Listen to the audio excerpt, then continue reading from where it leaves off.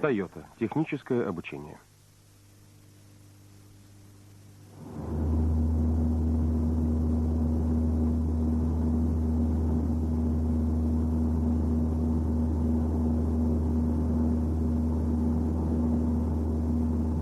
Шум.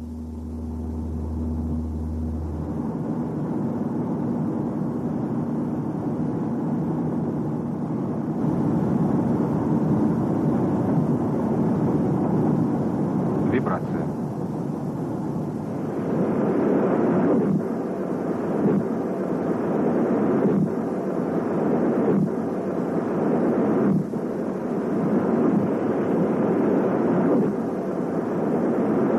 Резкие звуки. Шум, вибрация, резкие звуки. Вот три явления, действию которых подвергается водитель при движении автомобиля. Их часто обозначают английским сокращением NVH.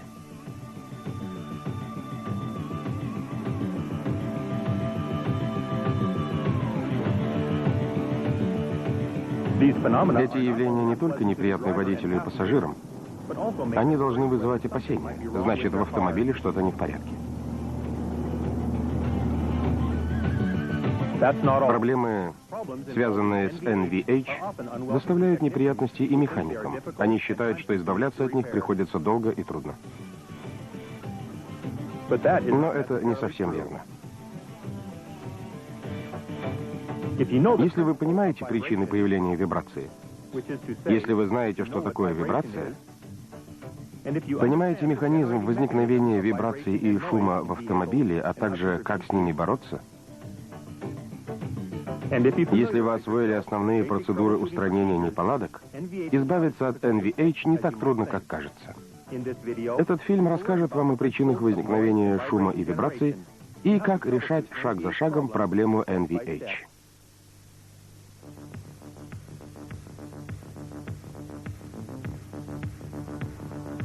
Воспользуемся простой моделью для демонстрации природы вибрации, которая представляет собой быстрые колебания в упругой среде или жидкости. Количество таких периодических движений или циклов в секунду называется частотой. Частота выражается в герцах. Например, 1 герц равен 1 циклу в секунду. Такая система, состоящая из груза с пружины, называется колебательной системой. Подвесим еще один свинцовый груз того же веса, что и исходный, но другой, более жесткой пружине. Вы замечаете, что груз колеблется быстрее на более жесткой, чем на более мягкой пружине.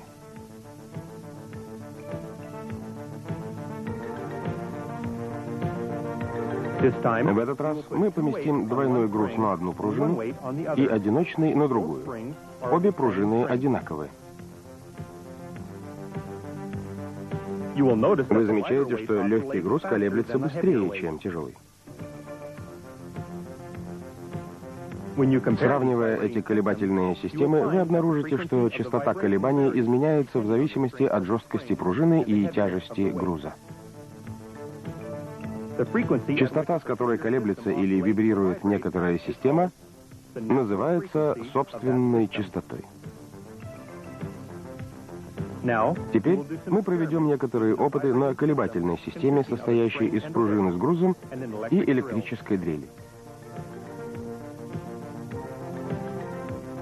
Пружина с грузом сейчас колеблется с собственной частотой данной системы.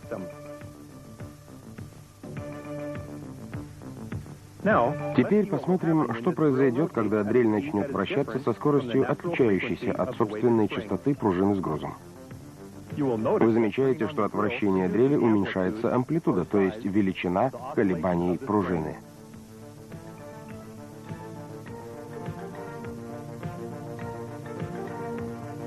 Увеличим скорость дрели, так чтобы частота создаваемых ею колебаний сравнялась с собственной частотой колебательной системы. Видите, амплитуда колебаний увеличилась. Когда система колеблется с собственной частотой, а к ней прикладываются колебания такой же частоты, амплитуда колебаний увеличивается. Это явление называется резонансом. Источник колебаний, в данном случае эта дрель, называется возмущающей силой.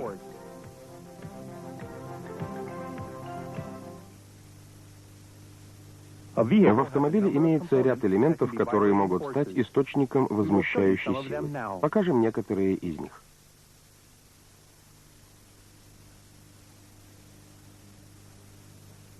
Когда автомобиль многие дни и недели стоит на одном и том же месте, внизу шины образуется плоский участок.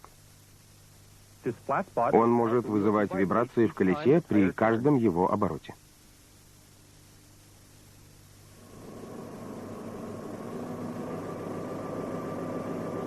В свою очередь, это вызовет тряску корпуса автомобиля.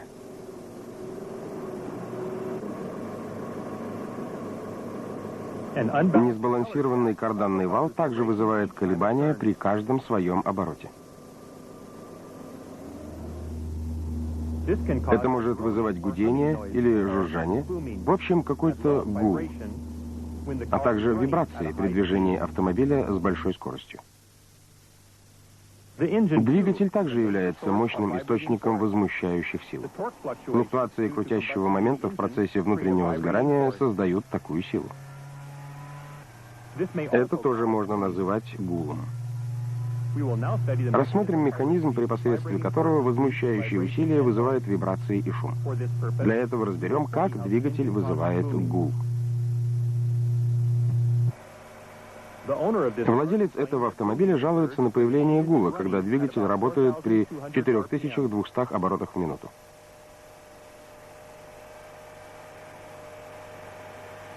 Колебания двигателя приводят к вибрациям выхлопной трубы.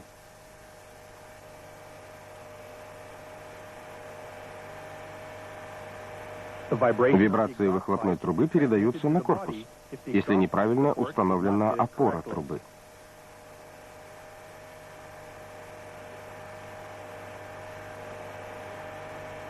Начинает вибрировать корпус, а вслед за ним также и воздух. Его вибрации воспринимаются водителем в форме звука или гула.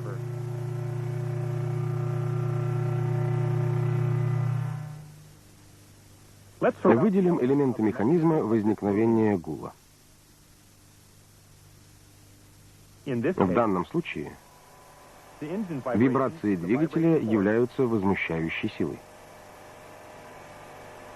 Выхлопная труба образует резонансную систему.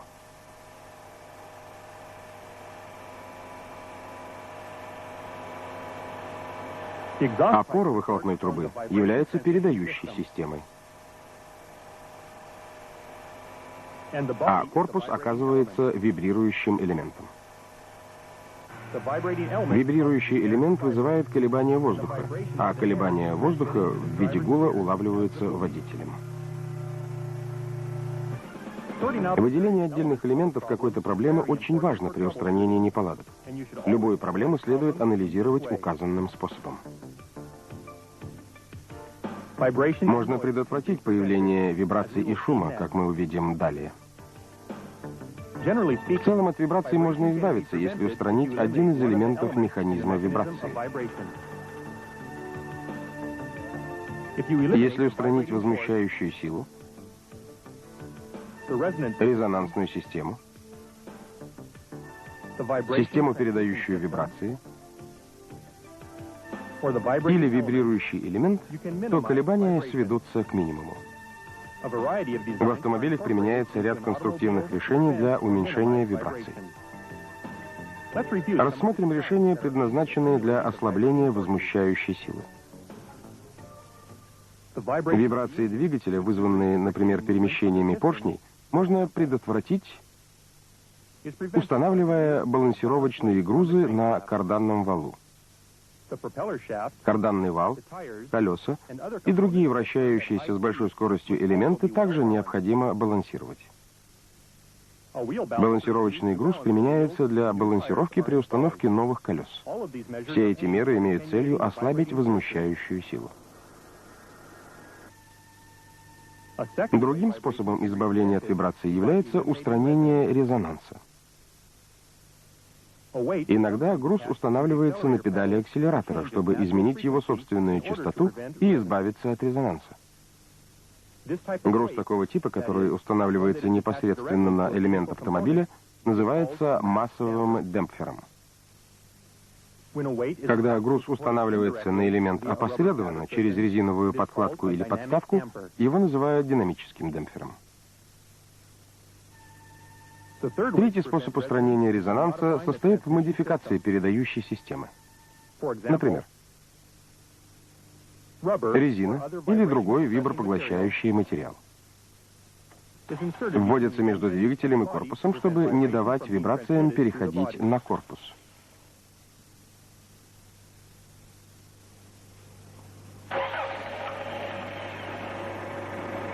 Резиновые кольца устанавливаются между выхлопной трубой и корпусом по той же самой причине.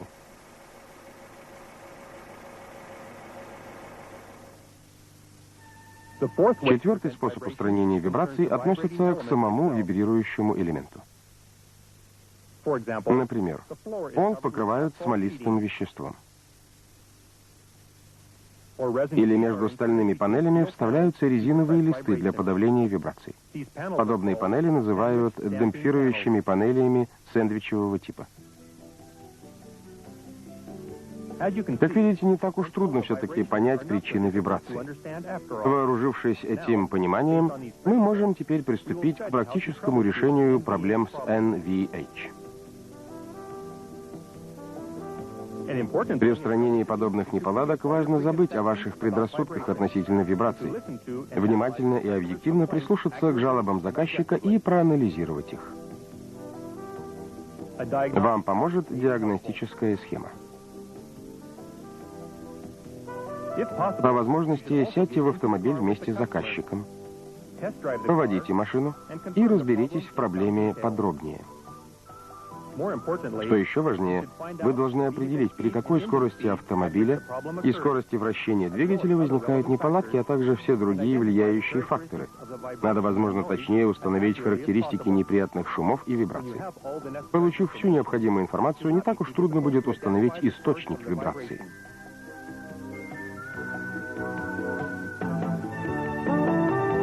Кроме того, следует выделить элементы механизма вибраций и шумов и решить, устранение какого элемента в этой схеме поможет избавиться от них.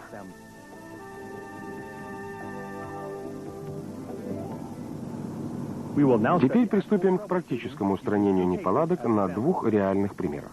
В одном из этих примеров мы сталкиваемся с тряской корпуса. В первую очередь мы садимся за руль автомобиля, чтобы подтвердить это явление. Надо установить, как зависит тряска корпуса от скорости автомобиля.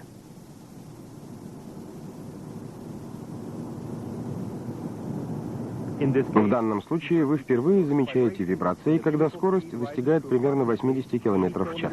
Вибрации увеличиваются в интервале от 90 до 100 км в час.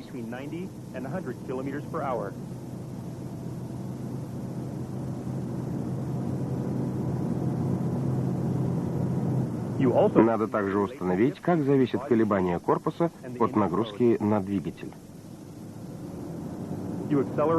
Вы несколько раз разгоняетесь, движетесь с постоянной скоростью и замедляетесь. Кажется, вибрации не зависят от нагрузки на двигатель.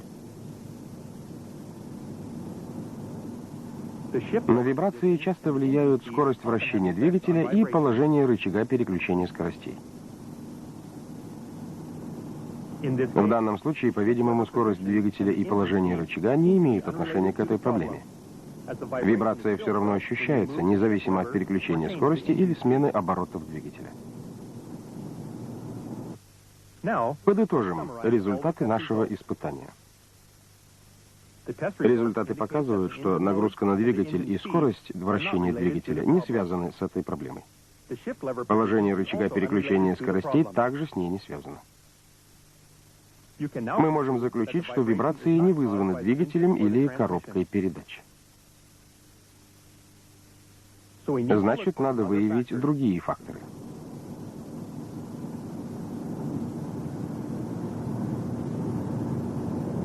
Установлено, что вибрации возрастают с увеличением скорости автомобиля.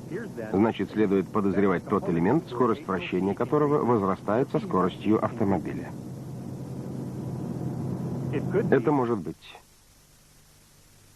карданный вал, зубчатый венец дифференциала, приводные валы, колеса, а также комбинация этих элементов.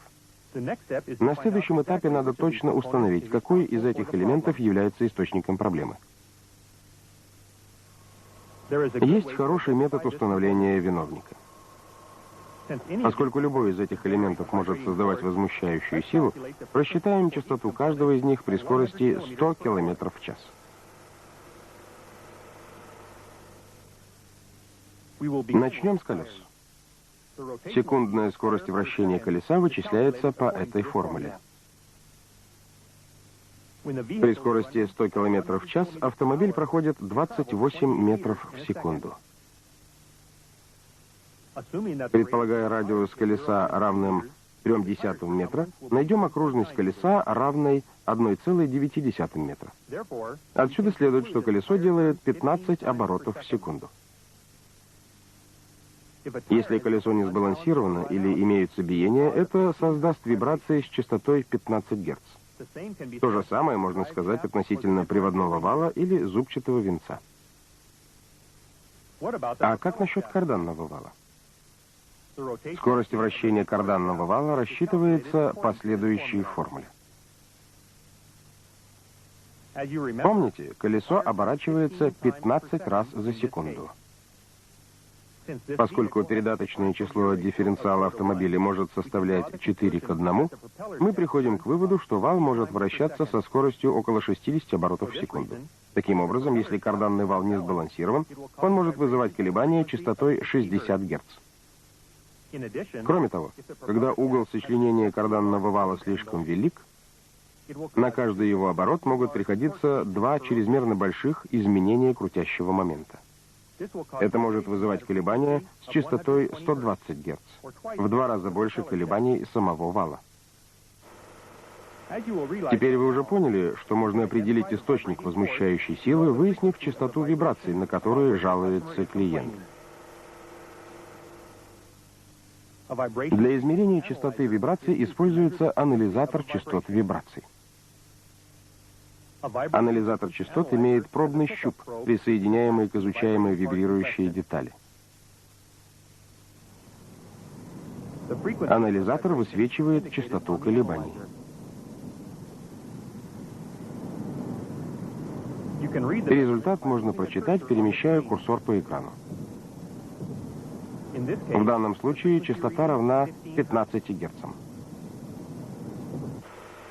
Это значит, что вибрации создаются колесами или другими элементами, скорость вращения которых такая же, как и у колес. Если нет анализатора частот, параметры вибрации можно оценить другими способами. Вам достаточно собственной руки и интуитивного представления о наиболее часто встречающихся частотах. Например, этот элемент колеблется с частотой 15 Гц. Если дотронуться отверткой, то вы очень легко можете это услышать и почувствовать.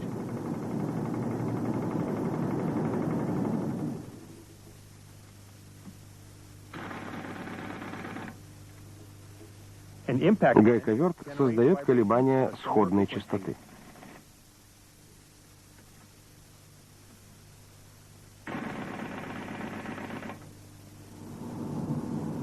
Это зеркало заднего обзора колеблется с частотой 60 Гц.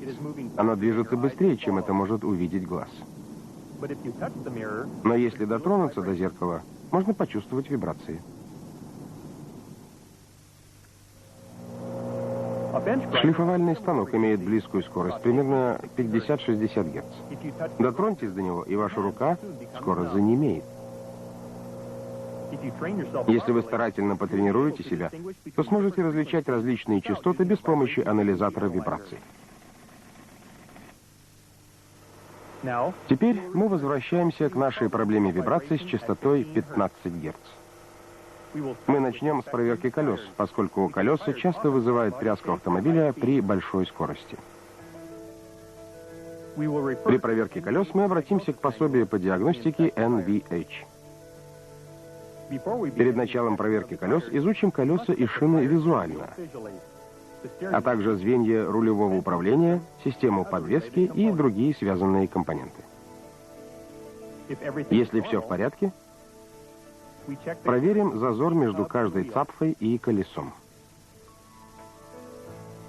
По стандарту зазор должен быть меньше 0,1 мм. С этим колесом все в порядке. Затем надо проверить биение шин.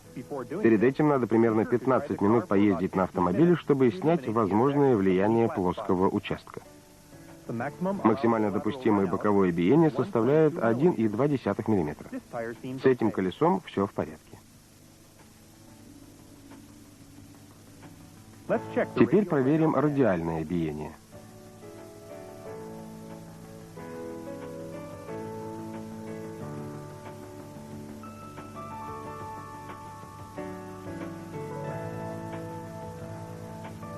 Максимально допустимое радиальное биение составляет 1 мм.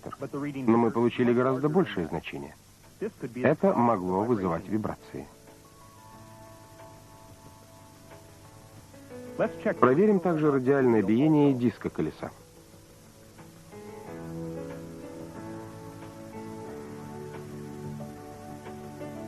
Оно не равно нулю, но лежит в допустимых пределах.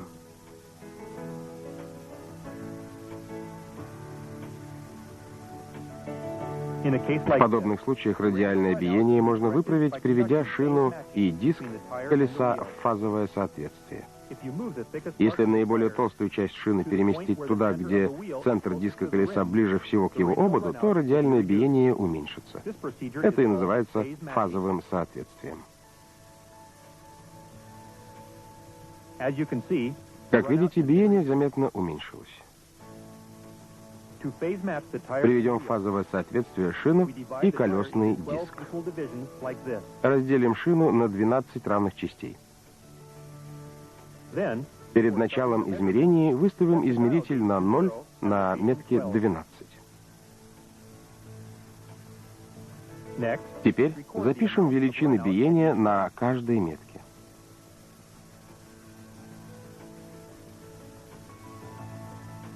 Итог выглядит следующим образом.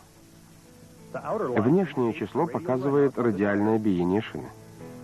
Внутреннее относится к радиальному биению колесного диска.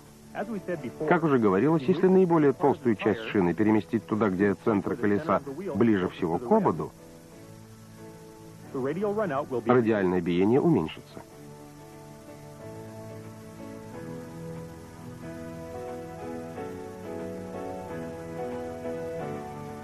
Проверим результаты фазового соответствия.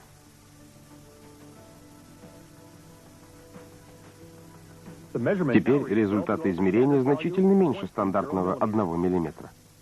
Ту же самую проверку следует проделать со всеми остальными колесами.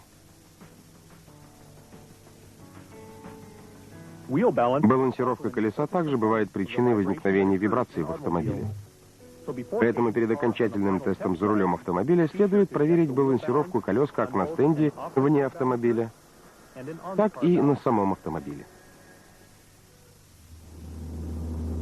Во втором примере устранения неполадок мы рассмотрим возникновение гула. Если помните, это очень неприятный для слуха гудящий звук. На первой стадии мы садимся за руль автомобиля, как и при решении проблемы тряски кузова. По результатам тестового вождения мы установили только скорость, связанную с возникновением гула.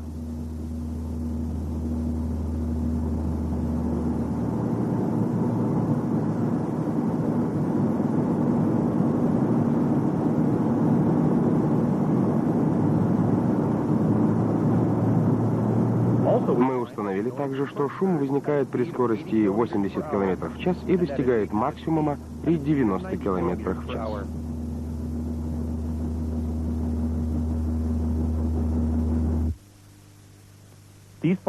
Полученные результаты говорят, что шум вызван не двигателем или коробкой передач.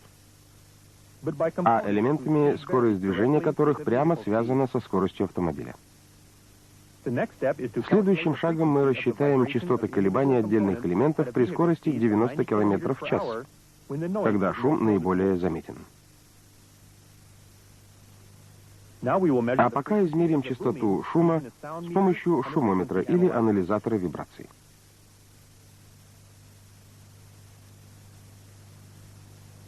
Вот как подключаются шумометр или анализатор частот.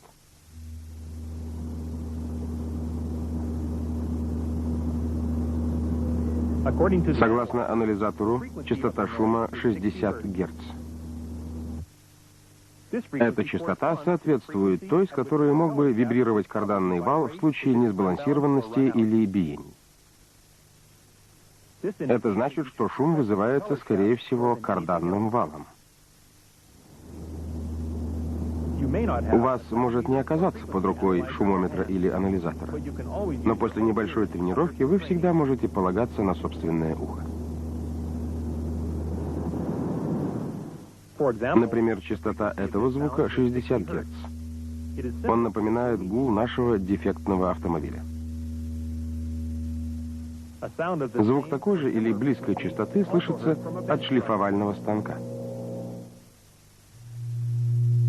Этот звук имеет частоту 120 Гц, в 2 раза больше предыдущего.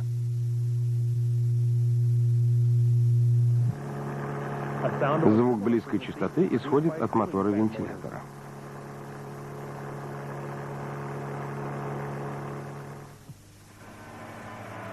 Иногда и гул, исходящий от двигателя, имеет близкую частоту.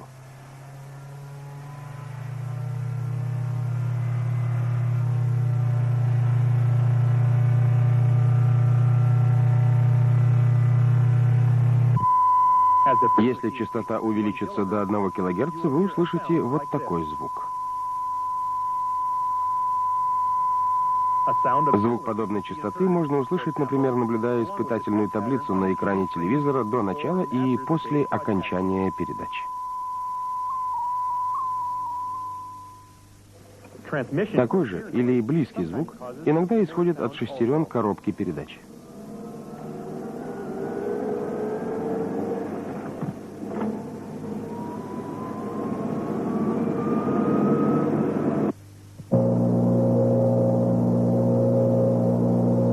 Если натренировать ухо, слушая подобные звуки разных частот, то можно будет опознавать частоты даже без помощи анализатора.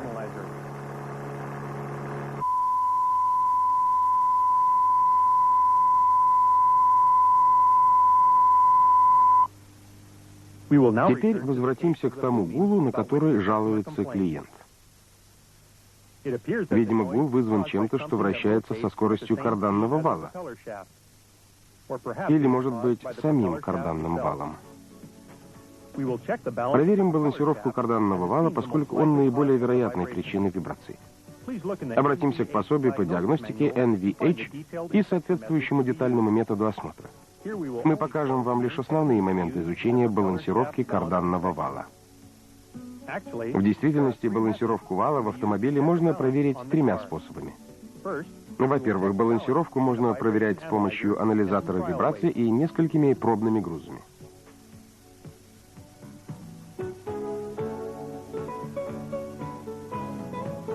Перед началом проверки поставим автомобиль на домкрат, проверим установку карданного вала, проверим отсутствие повреждений на его поверхности. Теперь нанесем на вал 4 метки через 90 градусов, как показано.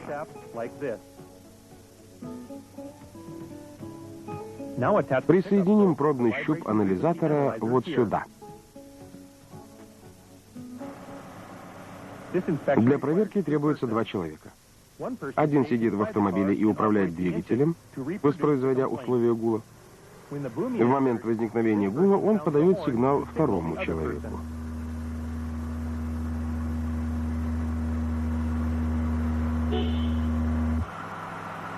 Услышав сигнал, второй человек фиксирует уровень вибраций по показаниям анализатора. Сейчас анализатор показал 0,16. Установим на карданный вал пробный груз в точку с пометкой 1.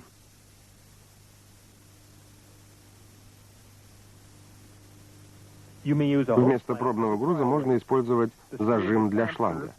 Винт зажима послужит пробным весом. Его вес равен 17 граммам. Снова измерим вибрацию с присоединенным грузом.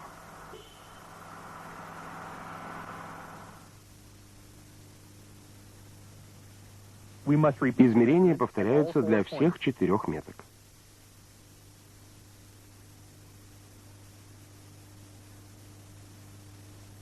Теперь по полученным данным построим график. Длина каждой стрелки соответствует уровню вибрации на каждой метке согласно анализатору.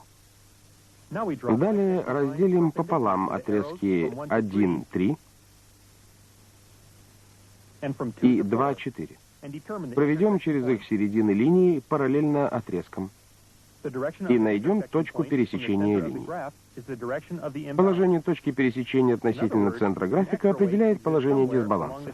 Иными словами, в этом положении где-то на валу имеется дополнительный вес. Величина дисбаланса определяется следующей формулой. Обсчитав полученные данные по этой формуле, найдем, что величина дисбаланса равна 10 граммам. Поскольку в данном направлении имеется дисбаланс в 10 граммов, надо установить точно такой же вес на противоположной стороне вала, чтобы его уничтожить. За подробностями обратитесь к пособию по диагностике NVH. Баланс карданного вала может быть проверен и другими методами. Можно, например, использовать метод пробных испытаний, когда пробный вес перемещается из одной точки в другую. Или можно использовать специальную установку для балансировки карданного вала. Подробности об этих методах вы найдете в пособии по диагностике NVH.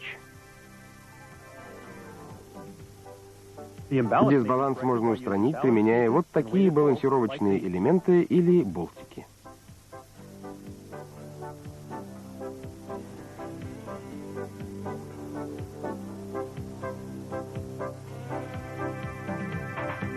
Теперь ремонт завершен.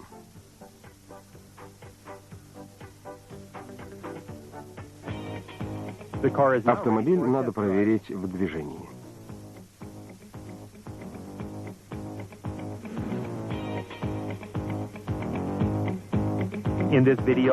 В этом фильме мы узнали о вибрации, о механизмах ее возникновения, о шумах, которые возникают в автомобиле, и методах их устранения. Помимо этих основных сведений о вибрациях, мы разобрали 2 практических случая устранения вибраций автомобиля. Запомните 2 важных правила устранения неполадок. Во-первых, выясните симптомы неполадки, выслушав клиента и собственноручно проведя дорожные испытания. Во-вторых, установите источник возмущающей силы и механизм возникновения вибраций в соответствии с принципами устранения неполадок. Надеемся, что этот фильм был полезен для вас. Всегда обращайтесь к этому фильму, а также к пособию по диагностике NVH, чтобы успешно решать все подобные проблемы.